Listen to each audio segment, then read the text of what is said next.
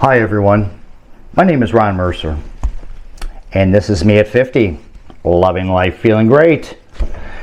Really, honestly, I can't believe I even look like this at 50. And me in the mirror, we got close. Well, that was short-lived. This is me today. Stick around a while and I'll share what happened and what I plan to do on this channel.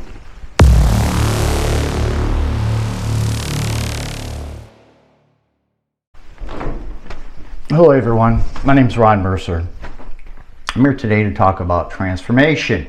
We all been through some things. I've been through some things recently myself, and I'm kind of hopefully coming to an end of them. And I'm excited to move forward with this. When I was 50, I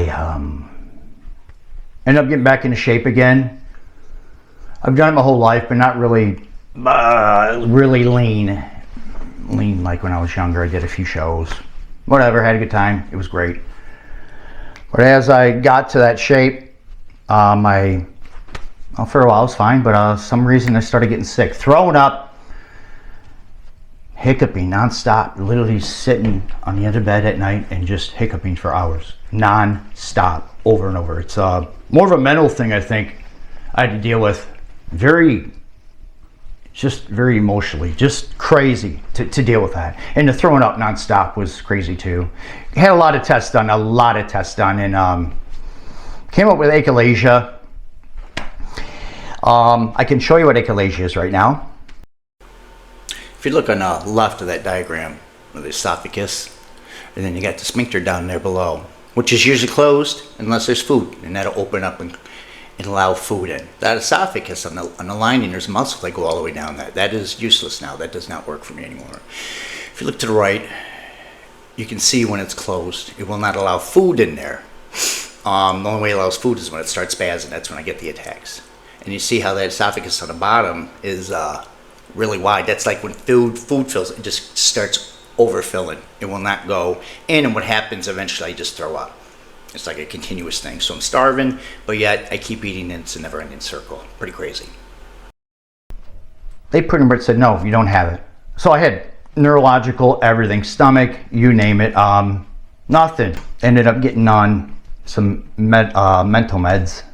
I pretty much went in a coma, I would have to say. Not something I was happy about or agreed to, but I did end up agreeing, and yeah, they went away, but I was a zombie. I was completely asleep for probably a good year and a half. Really, God, I missed a big portion of my life.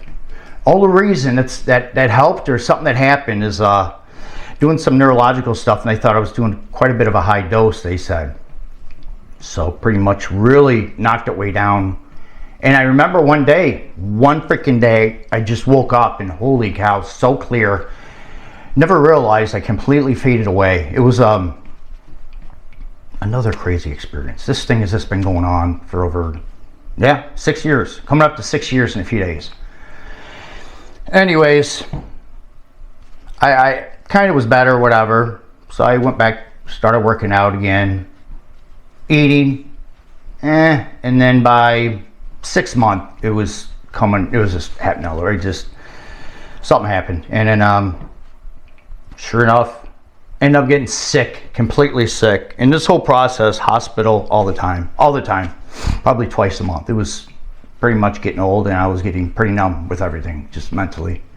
So, went through this again. This time they did a lot of MRI, scans, and somehow they found a freaking tumor in my pancreas. Yeah, I mean, what was I supposed to say? I just really was shocked.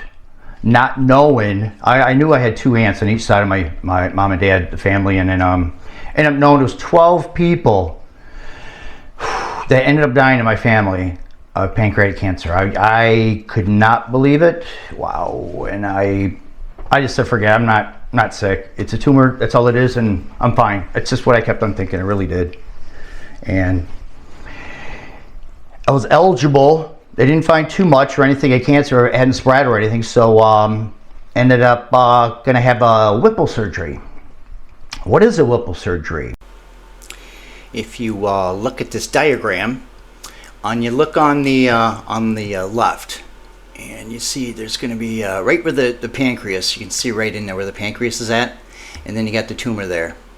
Well, yeah, and then what they're going to do is end up cutting it, but they got to end up cutting the stomach, the bile duct, and the gallbladder. And my small intestine.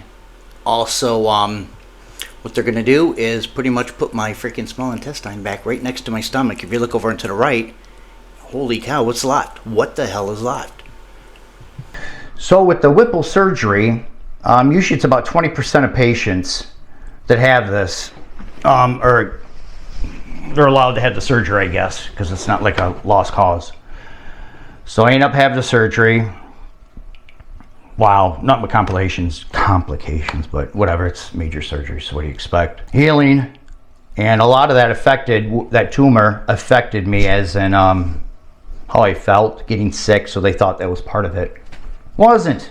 No. Maybe a month later, I mean, not even a month later, everything was the same. Nothing, well, I should say probably 2 months, because I couldn't eat. Half my stomach was gone, freaking organs are different, trying to get used to each other again. So that was a change. But then after a while, nothing. I was still sick. Oh, get some more tests done. Boom. I got achalasia. Achalasia. Huh. But I think about it, if I would have been diagnosed, they never would have found this. So it's just a crazy thing that they found this. How does someone find this pancreatic cancer in time? It's very rare, very rare. So right now is surgery.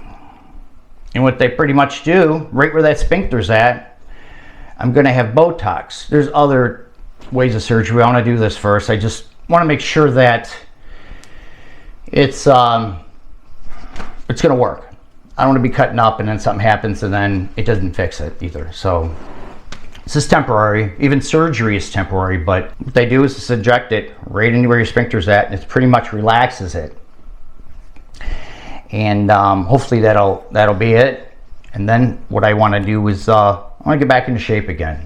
I don't know what's going to happen. I'm excited, and I know I'll get lean again. I just don't know what I can eat and what I can do. And I want to share that with you. Everyone that's been through something, whatever, been sick, emotionally a mess, or whatever, this is a great outlet. It helped me throughout my whole life doing this. Jesus, 41 years, holy cow. Got hurt and on and off with life, on and off because of life, but pretty much that was my life, pretty much. And I want to share it with you, and I think I really think I can help some people with this, and why not? Make this better. I'm 55 freaking years old, or gonna be 56, holy cow. It's awesome being in shape, it really is. It's especially when you're older, it's the best feeling in the freaking world. And today is the surgery. So right now I'm gonna start sharing everything with you, go through everything. I don't know, it just took me forever to get this, do this camera thing, nervous and all that. So pretty much I had a video out there, I just didn't like it. So here's my second one, and I'm just going with it. I'm just gonna pretty much just be straight, and that's what I have is my logo. I'm just trying to keep everything straight. Everybody's a freaking liar. I mean, I'm doing this, whatever. I know what you're doing, whatever. It's just, so I'm just gonna pretty much just share everything, and hopefully it's good content for you. And from there, maybe I'll be in the car or in the hospital next. So sit tight and see where I'm at in the hospital. Alrighty. Now we're on the drive to surgery, or to the hospital for surgery, to just over 2 hours. I'm gonna get back to the pain in the beginning. After surgery, right after surgery, I woke up a little early and woke up looking around, doctors around me in excruciating pain, ungodly heart attack pain. I didn't know what was going on, I couldn't breathe. Crazy. The next thing I know, I'm out. They must have, whatever, I heard somebody say get something, whatever. I was gone. From there on forward, I get this pain. I don't know, definitely 12 times a day, which is nuts. It's like having a heart attack every day and dealing with it. They did have some meds for me to help the pain, but the side effect is sleeping. So I do a lot of sleeping, unfortunately, but it helps with the pain. And there's days I just want to get up and deal with the pain to live my life. It's damn you do it, damn if you don't. I don't know. Nuts. After I had, what was it? Not even after surgery. Yeah, it was after surgery. Actually, before surgery, I had they had wanted me to do hydration because of dehydrated. So throughout the week, I had hydration because I still couldn't eat. This sucks. And also my better half, she had to deal with this. What do you think of that, Lisa? You had cancer too before and dealt with this crap. This is my third go around with cancer. Yours, mine, Dad's. So yeah, absolutely. It's sad. It's pretty sad. It's just crazy how it unfolds like an onion. You get diagnosis, but that's not the end of it. You know, it's on to something else. So, you know, you were diagnosed in July, but years prior to this, you were having trouble eating, and then now, you know. Now we're down to the fact that you're still needing hydration. You need iron infusions because you're not eating. So supplemental nutrition, you can't get anything in. God, I'm down to 142 pounds this morning. I weighed. I look like a crackhead. Jesus, I can't. It's just weird. Not worried about it. I can get my weight back, I think, after the surgery and move forward from it. Jesus. I think this is sort of the first step, letting you get well and get some weight back on and feel more like yourself. And then, you know, this isn't the end, unfortunately. Again, another layer of that onion. You may have to go in for the next step in this, which is the POEMS surgery, which, you know, again, is a surgery, but it's not necessarily going to solve the problem forever. I'll have to deal with it maybe my whole life, but you know, I'll still have good points when they do the surgery at least. So.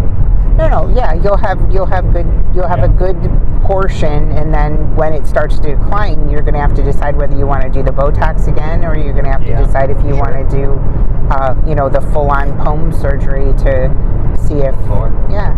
So, yeah, I think that's it for now, right? About, and then I think next I'll just be at the hospital and go in and come out and go from there. So, here we go. See ya. Are they going to do this? They already did it. Already? Damn it. That always happens. I forget everything. Everything. Right now I don't feel any pain from the shots. Good. But my butt feels fine. I'm going to get crazy on that. I'm almost going like that. Like, I hope not. I feel fine. That's crazy. Just maybe a little tired, a little groggy, but not groggy. You look high. Your eyes are all red. That's what it is. Your eyes are super red. Yeah, your pupils are super red. Really? Now? I was thinking, you know, hey, can you, bottle that and send it home? That's not with that. End up doing too much. Bottle it and send it home. I thought, oh, that's table puff. Sorry, not stupid, man. All right, you're welcome. Hello. This is the video where I spaz out for like a freaking minute, 2 minutes, longest. It's pretty painful. This is where my sphincter and my esophagus in between my stomach is spazzing out. Gives me heart attack pains. And this is not pretty. 2 to, like I said, 12 times a day. The day I went 12, I was actually going to the doctor, the surgeon. And while I was seeing him, he's seen it. And his nurse. So, yeah, they looked at me like, huh? Yeah, that's what I freaking thought. But, here it is.